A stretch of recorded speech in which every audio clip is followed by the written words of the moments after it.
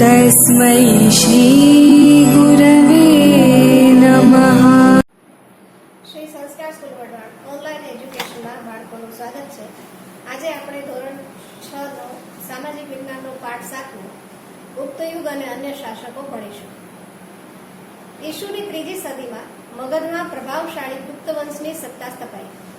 ગુપ્ત વંશે ભારતમાં રાજકીય એકતા, શાંતિ અને સુરક્ષા સ્થાપી।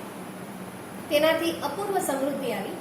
આથી ગુપ્ત યુગને ભારતનો સુવર્ણયુગ કહેવામાં આવે છે। સુવર્ણયુગ એટલે દેશની સમગ્ર પ્રજાની સર્વોત્કૃષ્ટ પ્રગતિ, આબાદી।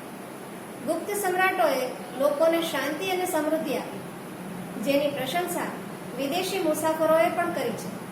ગુપ્ત યુગનો સુવર્ણયુગ ઘણે અંશે ગુપ્ત સમ્રાટોનું સર્જન હતું। ચંદ્રગુપ્ત પહેલો મગધના સામ્રાજ્યમાં શ્રીગુપ્ત ગુપ્ત વંશનો સ્થાપક હતો। તેના પુત્રનું નામ ઘટોત્કચ ગુપ્ત હતું।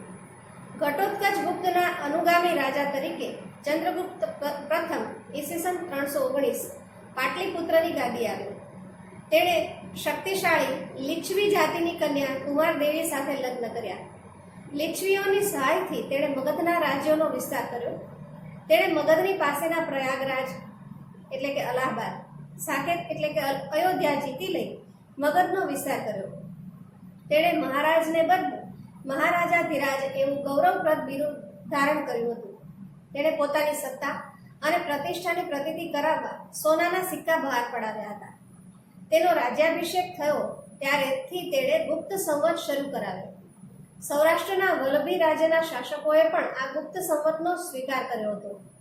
ગુપ્ત સંવતના આરંભના કારણે હિન્દના ઇતિહાસમાં કાળગણના અને કાળક્રમ અનુસાર ઐતિહાસિક બનાવોની ગોઠવણી શક્ય બની। ત્યારબાદ સમ્રાટ સમુદ્રગુપ્ત। ચંદ્રગુપ્ત પ્રથમ પછી તેનો પ્રતાપી પુત્ર સમુદ્રગુપ્ત ગાદી આવ્યો। સમુદ્રગુપ્તના સમયની માહિતી પ્રયાગરાજના સ્તંભ લેખ, પ્રયાગ પ્રશસ્તિ અને તેના સિક્કાઓમાંથી મળે છે। આ પ્રશસ્તિ રાજકવિ હરિશેણે રચી છે। તેમાં સમ્રાટ સમુદ્રગુપ્તના દિગ્વિજયો અને સાંસ્કૃતિક સિદ્ધિઓ વર્ણવી છે। તેણે ખૂબ જ ઓછા સમયમાં ઉત્તર ભારતના મોટા ભાગના રાજ્યોથી માંડી અફઘાનિસ્તાનના કુષાણ શાસન તંત્ર સુધી તેની વિજય યાત્રા કરી હતી। દક્ષિણમાં લગભગ 12 જેટલા રાજાઓને હરાવ્યા। તેણે આ રાજાઓને હરાવી તેમના રાજ્યો ખાલસા કરવાને બદલે તેઓને ખંડિયા રાજાઓ તરીકે ડાપણપૂર્વક પુનઃ સ્થાપિત કર્યા। રાજ્યનો વહીવટ ચલાવવા રાજ્યપાલો અને અધિકારીઓની નિમણૂક કરવામાં આવતી। સમુદ્રગુપ્ત મહાન વિજેતા અને સંસ્કારી સમ્રાટ હતો। તેની સાહિત્યિક સિદ્ધિઓ તથા ચારિત્ર પણ નોંધપાત્ર હતા। તેણે અનેક કાવ્યોની રચના કરી કવિરાજનું બિરુદ મેળવ્યું હતું। કમનસીબે તેનું આજે એક પણ કાવ્ય મળતું નથી। એક સિક્કામાં સમુદ્રગુપ્તને વીણા વગાડતો દર્શાવવામાં આવ્યો છે, જે તેનો સંગીત પ્રેમ દર્શાવે છે। તેના શાસનકાળ દરમિયાન અનેક મંદિરો, બૌદ્ધ વિહારો અને જૈન ઉપાશ્રયો બંધાયા હતા। તેણે અશ્વમેઘ યજ્ઞ કર્યો હતો। આ સંદર્ભે તેણે સિક્કા પડાવ્યા હતા। તેણે પોતાના દરબારમાં વિદ્વાનોને એકત્રિત કરી ઉચ્ચ પ્રકારનું સાહિત્ય સર્જન કરાવ્યું હતું। જ્ઞાનીઓ તેની અને તે જ્ઞાનીઓની સોબત ઈચ્છતા હતા। તેણે હિન્દુ ધર્મને ઉત્તેજન આપ્યું હતું। તેણે સામાજિક રીત રિવાજોને સ્વીકાર્યા હતા। પ્રાચીન ભારતના ઇતિહાસમાં સમુદ્રગુપ્તનું સ્થાન વિશિષ્ટ અને નોંધપાત્ર છે। ગુપ્ત સામ્રાજ્યની મહત્તાનો તે સર્જક હતો। અહીં તમને ગુપ્ત શાસન સમયના સિક્કા દર્શાવવામાં આવ્યા છે। સમ્રાટ ચંદ્રગુપ્ત બીજો, જે વિક્રમાદિત્ય તરીકે પણ ઓળખાય છે। સમુદ્રગુપ્તનું અવસાન થયું, તેના સ્થાને ચંદ્રગુપ્ત બીજો ગાદી પર આવ્યો। તેણે પિતાએ વારસામાં આપેલા વિશાળ સામ્રાજ્યને સફળતાપૂર્વક સાચવ્યું। એટલું જ નહીં, પણ કેટલાક વિજયો મેળવી સામ્રાજ્યનો વિસ્તાર વધાર્યો। ચંદ્રગુપ્ત બીજો ગુપ્ત વંશનો સૌથી પ્રતિભાશાળી શાસક હતો। તેના સામ્રાજ્યની સરહદો શક રાજ્ય સુધી વિસ્તરેલી હતી। તેણે ગુજરાત પર હુમલો કરી શક ક્ષત્રપ વંશના રાજ્યોનો અંત આણ્યો। આ વિજયની યાદમાં શકારી બિરુદ ધારણ કર્યું। તે વિક્રમાદિત્ય પણ કહેવાયું। તેણે 300 વર્ષથી પગદંડો જમાવીને બેઠેલા શક ક્ષત્રપોને હાંકી કાઢવા માટે શક્તિશાળી રાજ્યો સાથે લગ્ન સંબંધો બાંધી તેમની મદદથી પોતાનું સૈન્ય બળ વધાર્યું। આ લગ્ન સંબંધો તેને પોતાના સામ્રાજ્યના વિસ્તારમાં અને દુશ્મનોને માત કરવામાં ખૂબ ઉપયોગી થયા। તેણે જીતેલો નવો પ્રદેશ ઘણો જ અગત્યનો હતો. ગુજરાત અને સૌરાષ્ટ્રના સમૃદ્ધ પ્રદેશો, ભૃગુકુચ એટલે કે ભરૂચ અને સ્તંભતીર્થ એટલે કે ખંભાતના ધીકતા બંદરો ગુપ્ત સામ્રાજ્યને મળ્યા. પરિણામે રાજ્યનો દરિયાઈ વેપાર ખૂબ વધ્યો અને ગુપ્ત રાજાઓ અખૂટ સંપત્તિના માલિક બન્યા. અહીં ગુપ્ત શાસિત ભારતનો નકશો આપેલો છે. ચંદ્રગુપ્ત દ્વિતીયના સમયમાં આવેલા ચીની યાત્રાળુ ફાયાને ગુપ્ત રાજ્ય વહીવટના અને ગુપ્ત સામ્રાજ્યની સમૃદ્ધિના વખાણ કરે છે. ચંદ્રગુપ્ત બીજો વૈષ્ણવ ધર્મી હોવા છતાં અન્ય ધર્મો પ્રત્યે ખૂબ આદરભાવ ધરાવતો હતો. તેનો સેનાપતિ આમ્રકારદેવ બૌદ્ધ ધર્મી અને રાજ્યમંત્રી વરસેન શૈવ ધર્મી હતો. રાજધાની પાટલીપુત્રમાં પણ અનેક બૌદ્ધ મઠો આવેલા હતા. તેના શાસનકાળ દરમિયાન મેળવેલી સાંસ્કૃતિક સિદ્ધિઓને કારણે જ ગુપ્તયુગ સુવર્ણયુગ બની શક્યો. તે વિદ્વાનો અને કવિઓનો આશ્રયદાતા હતો. સંસ્કૃત ભાષાના મહાન કવિ અને નાટ્યલેખક કાલિદાસ તેના રાજકવિ હતા. ધન્વંતરી તેના રાજવૈદ્ય હતા. વૈજ્ઞાનિક વરાહમિહિર, વૈતાલ ભટ્ટ, અમરકોશના રચયિતા અમરસિંહ જેવા રત્નોથી તેનો રાજ દરબાર શોભતો હતો. તેના સમયમાં શિલ્પ, સ્થાપત્ય અને ચિત્રકલાનો સુંદર વિકાસ થયો. અજંતાના ઘણા કલા મંડપો તેના સમયમાં તૈયાર થયા. તેણે રાજધાની પાટલીપુત્રમાં અનેક બૌદ્ધ મઠો બંધાવ્યા હતા. દિલ્હી પાસેનો મેહરોલી લોહસ્તંભ તેના સમયમાં સ્થપાયો, જેને સદીઓ સુધી તાપ અને વરસાદમાં રહેવા છતાં હજી એક કાટ લાગ્યો નથી. લગભગ 1600 વર્ષ જૂનો આ સ્તંભ છે. તેણે પાટલીપુત્ર ઉપરાંત ઉજ્જૈનને બીજી રાજધાની બનાવી. તેણે રાજ્યને જુદા જુદા વહીવટી એકમોમાં વહેંચી સુવ્યવસ્થિત વહીવટ ચલાવ્યો. લગભગ ઈસવીસન 414ના અરસામાં મહાન સમ્રાટ ચંદ્રગુપ્ત વિક્રમાદિત્યનું અવસાન થયું. ગુપ્ત સામ્રાજ્યનો અંત. ચંદ્રગુપ્ત બીજાના અવસાન પછી તેનો પ્રતાપી પુત્ર કુમારગુપ્ત પહેલો ગાદી આવ્યો. તેના સમયમાં નાલંદાની પ્રસિદ્ધ બૌદ્ધ વિદ્યાપીઠ અને અજંતાની કેટલીક ગુફાઓ તેના સમયમાં તૈયાર થઈ. અહીં નાલંદા વિદ્યાપીઠનું ચિત્ર તમને દર્શાવ્યું છે, બાજુમાં અજંતાની ગુફાઓ. એવું કહેવાય છે કે નાલંદા વિદ્યાપીઠમાં 9 માળની લાઇબ્રેરી હતી અને તેમાં દુનિયાભરના પુસ્તકો હતા. દુનિયાભરમાંથી લોકો અહીં જ્ઞાન લેવા માટે આવતા અને દરેક વિદ્યાર્થીઓને પોતાની ઈચ્છા મુજબનું જ્ઞાન આપવામાં આવતું. પરંતુ કેટલાક આક્રમણકારોએ તે જ્ઞાનકોશ ભરેલા લાઇબ્રેરીના સ્થાનને સળગાવી મૂક્યું અને બધી જ આખી વિદ્યાપીઠને ધ્વસ્ત કરી નાખી. કુમારગુપ્ત પહેલા પછી તેનો વીરપુત્ર સ્કંદગુપ્ત ગાદી પર બેઠો. સ્કંદગુપ્ત પછીના નિર્બળ શાસકો જનુની અને શક્તિશાળી હુણોના આક્રમણને ખાળી શક્યા નહીં અને ગુપ્ત સામ્રાજ્ય ઈસવીસન 550માં છિન્ન ભિન્ન થઈ ગયું. ગુપ્ત યુગની શાસન વ્યવસ્થા. ગુપ્ત યુગના શાસન તંત્ર વિશે આપણને અભિલેખો, સ્મૃતિઓ અને પુરાણોમાંથી માહિતી મળે છે. તે પ્રમાણે શાસન તંત્ર કેન્દ્રીય, પ્રાંતીય અને સ્થાનિક એમ 3 વિભાગોમાં વહેંચાયેલું હતું. ગુપ્ત શાસન તંત્રમાં સમ્રાટ વહીવટી તંત્રના કેન્દ્ર સ્થાને હતો. તેઓ મહારાજાધિરાજ, પરમ ભાગવત જેવા બિરુદો ધરાવતા હતા. પ્રાંતના વડા તરીકે મોટે ભાગે રાજકુમારને મૂકવામાં આવતા. કુમારામાત્ય અને આયુક્ત પ્રાંતમાં મુખ્ય ભૂમિકા ભજવતા. પ્રાંતને ભુક્તિ કહેવામાં આવતું, જેના વડા પ્રાદેશિક હતા. પ્રાંતને જિલ્લામાં વહેંચવામાં આવતું, જિલ્લાને વિષય કહેવામાં આવતું. ગ્રામ કક્ષાએ સમિતિ બનાવવામાં આવતી, જેમાં વડીલો, ગામના મુખી અને અગત્યના વયસ્ક નાગરિકોનો સમાવેશ કરવામાં આવતો. ગુપ્ત યુગની આર્થિક સ્થિતિ. ગુપ્ત યુગ આર્થિક પરિસ્થિતિમાં ભારતનો સુવર્ણ યુગ હતો. ખેતી, આંતરિક વેપાર અને આંતરરાષ્ટ્રીય વેપાર ખૂબ વિકસ્યો હતો. વિશિષ્ટ ખેત પદ્ધતિઓમાં વાર્ષિક, ત્રિવાર્ષિક અને પંચવાર્ષિક ખેત પદ્ધતિઓ જોવા મળે છે. ઉત્તર ભારતમાં ઘઉં, ચોખા, ગાંધારમાં શેરડી, કાશ્મીરમાં દ્રાક્ષ અને કેસર તથા કામરૂપમાં નારિયેળ થતા હતા. બંગાળમાં પુષ્કળ પ્રમાણમાં ચોખા થતા. ગુજરાતમાં અને સિંધમાં કપાસનો પાક અને બંગાળમાં રેશમનું ઉત્પાદન થતું.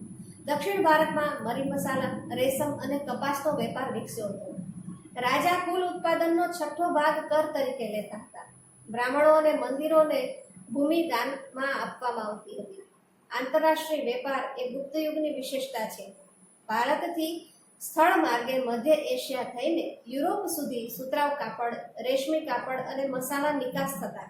તો ખંભાત, ભરૂચ, સોપારા અને તામ્રલિપ્તિ જેવા આંતરરાષ્ટ્રીય બંદરોના માધ્યમથી વિશ્વના પૂર્વ અને પશ્ચિમ ભાગમાં સુતરાઉ કાપડ, રેશમી કાપડ, મસાલા, તેજાના, ઇમારતી લાકડાની નિકાસ થતી, જ્યારે સોનું, ચાંદી અને અન્ય ચીજોની આયાત થતી હતી. ધાર્મિક સ્થિતિ.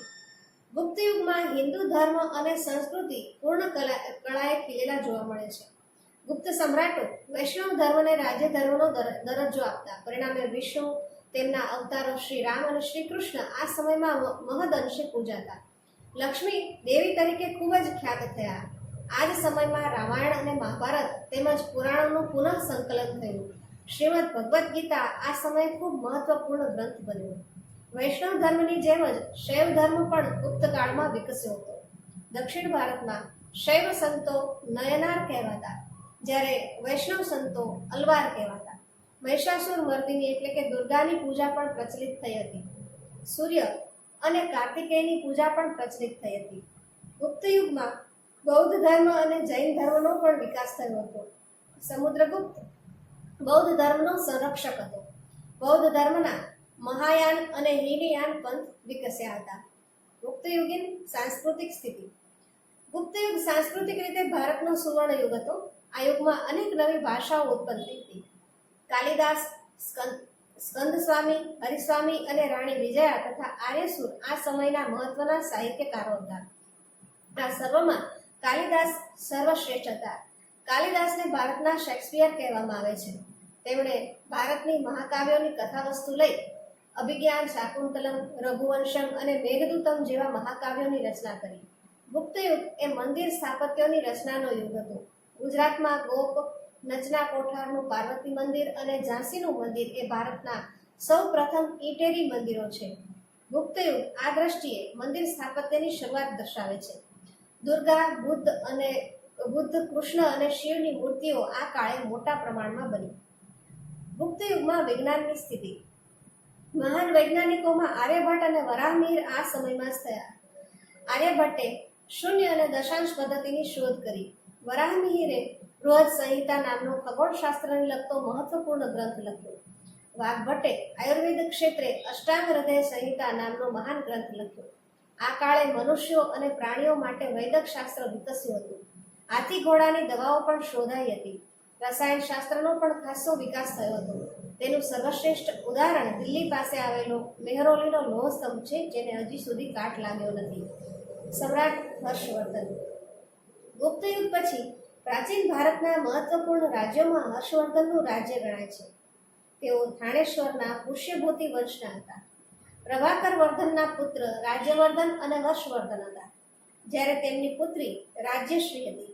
રાજ્યશ્રી કનોજના રાજા ધ્રુવ વર્માને પરણી હતી. ગૌડ રાજવી શશાંક અને માલવ રાજે રાજ્યશ્રીનું અપહરણ કરી રાજ્ય પર આક્રમણ કરતા મોટી કટોકટી ઊભી થઈ. રાજ્યવર્ધનનું મૃત્યુ રાજ્યશ્રીને બચાવવા જતા થયું. આવી કટોકટી ભરી પરિસ્થિતિમાં ઈસવીસન 606માં સમ્રાટ હર્ષે રાજ્યારોહણ કર્યું. તેમણે રાજ્યશ્રીને બચાવ્યા. એટલું જ નહીં, રાજ્યશ્રીનું રાજ્ય કનોજ અને થાણેશ્વર એમ બંને રાજ્યો પર પોતાનું યોગ્ય શાસન શરૂ કર્યું. હર્ષવર્ધન પ્રાચીન ભારતના છેલ્લા મહાન સમ્રાટ હતા. તેમણે મગધ, ઓડિશા, સારસ્વત, ગૌડ, મિથિલા સુધી પોતાનું સામ્રાજ્ય ફેલાવ્યું હતું. તેમના સમકાલીન રાજ્યોમાં વલ્લભીના મૈત્રક રાજા ધ્રુવસેન તેમના જમાઈ હતા. દખ્ખણમાં પુલકેશી બીજો સૌથી શક્તિશાળી રાજા હતો. હર્ષવર્ધન અને પુલકેશી વચ્ચે થયેલા નર્મદાના યુદ્ધમાં સમ્રાટ હર્ષનો પરાજય થયો. હર્ષ મોટે ભાગે નર્મદાથી ઉત્તરના શક્તિશાળી રાજા ગણાતા હતા. સમ્રાટ હર્ષનું સાંસ્કૃતિક પ્રદાન ખૂબ જ અગત્યનું હતું. તેના સમયમાં મહાન ચીની યાત્રી યુએન શાંગ ભારત આવ્યા હતા. એ તેમના રાજદરબારમાં રહ્યા હતા. હર્ષ શૈવ ભક્ત હતા અને પછીથી બૌદ્ધ ધર્મના મહાન અનુયાયી બન્યા. તેમણે કનોજમાં યુએન શાંગના અધ્યક્ષપદે એક ધર્મ પરિષદનું આયોજન કર્યું. બુદ્ધની પ્રતિમાને હાથીની અંબાડી પર મૂકી તેની પૂજા કરાવી સ્થાપિત કરી હતી. મહાયાન અને હીનયાન સંપ્રદાયો વિશે આ પરિષદમાં ગોષ્ઠી યોજાઈ હતી. સમ્રાટ હર્ષ સાહિત્ય, કલા અને વિદ્યા પ્રત્યે અનુરાગ રાખતો હતો. તેના દરબારમાં મહાન કવિ બાણભટ્ટ સંકળાયેલા હતા, જેમણે હર્ષચરિતમ અને કાદંબરી જેવા સંસ્કૃત સાહિત્યના મહાન ગ્રંથો લખ્યા હતા. મયુર ભટ્ટ અને કવિ જયસેન પણ હર્ષના સમયના મહાન કવિઓ હતા. સમ્રાટ હર્ષ પોતે પણ ઉચ્ચ કોટીના સાહિત્યકાર હતા. તેમણે પ્રિયદર્શિકા અને રત્નાવલી નામના 2 નાટકોની રચના કરી હતી. સાથે સાથે ભગવાન બુદ્ધની જાતક કથાઓ પરથી નાગાનંદ નામનું વિશિષ્ટ નાટક પણ લખ્યું હતું. હર્ષે અન્ય દેશો સાથે પણ મૈત્રી સંબંધો બાંધ્યા હતા. તેણે પોતાના દૂત મંડળને ચીનમાં મોકલ્યા હતા. તે જ રીતે ચીનથી ભારતમાં ચીનના દૂત મંડળે મુલાકાત લીધી હતી. આ દ્રષ્ટિએ સમ્રાટ હર્ષ એક ઉચ્ચ કોટીના શાસક, વિજેતા, વહીવટીકર્તા અને સાહિત્યકાર હતા. તેમણે નાલંદા વિદ્યાપીઠને નિભાવવા માટે 100 ગામ ભેટમાં આપ્યા હતા. પુલકેશી બીજું. સમ્રાટ હર્ષના સમકાલીન રાજાઓમાં સૌથી શક્તિશાળી ચાલુક્ય વંશી રાજા પુલકેશી બીજા હતા. તેમણે મહારાષ્ટ્રમાં રાષ્ટ્રકૂટો પાસેથી સત્તા આંચકી રાજ્ય સ્થાપ્યું. પુલકેશી બીજાએ 40 વર્ષ જેટલા લાંબા સમય સુધી શાસન કર્યું હતું. તેણે સમ્રાટ હર્ષને પણ હરાવ્યા હતા. તે મહાન વિજેતા હતા. તેણે દક્ષિણ ભારતના કદંબો, માહેશ્વરના ગંગો, કોંકણના મૌર્યને હરાવી દક્ષિણ પથના સ્વામીનું બિરુદ પ્રાપ્ત કર્યું હતું. લાટ, માલવ અને ગુર્જરોને પણ તેણે હરાવ્યા હતા. કર્ણાટક, મહારાષ્ટ્ર અને કોંકણ એ સમગ્ર વિસ્તારનો તે સ્વામી હતો. હર્ષની જેમ તેણે પણ અન્ય દેશો સાથે સંબંધો વિકસાવ્યા હતા. તેણે ઈરાનમાં પોતાના એક રાજદૂતને મોકલ્યો હતો. ઈરાનના શહેનશાહ ખુશરો બીજા તેના મિત્ર હતા. અન્ય રાજ્યો. આ સમયે અન્ય રાજ્યોમાં કાંચીના પલ્લવો, રાજસ્થાનના ગુર્જર પ્રતિહારો, વલ્લભીના મૈત્રકો, દક્ષિણ ગુજરાતમાં ગુર્જરો, કાશ્મીરમાં કર્કોટકો વગેરેનો સમાવેશ થાય છે. તેમાં કાંચીના પલ્લવો સ્થાપત્ય અને કલાને લીધે પ્રખ્યાત થયા હતા. તેમણે બ્રહ્મા, વિષ્ણુ, મહેશની અનેક મૂર્તિઓ શિલાઓમાં કંડારી મંદિરો બંધાવ્યા હતા. મહાબલીપુરમના સમુદ્ર તટે રથ મંદિરો બંધાવનારા પલ્લવોએ ભારતની સાંસ્કૃતિક સમૃદ્ધિમાં વધારો કર્યો છે. કાંજીવરમમાં તેમણે બંધાવેલું કૈલાશનાથ મંદિર તે સમયનું સૌથી શ્રેષ્ઠ મંદિર ગણાવી શકાય.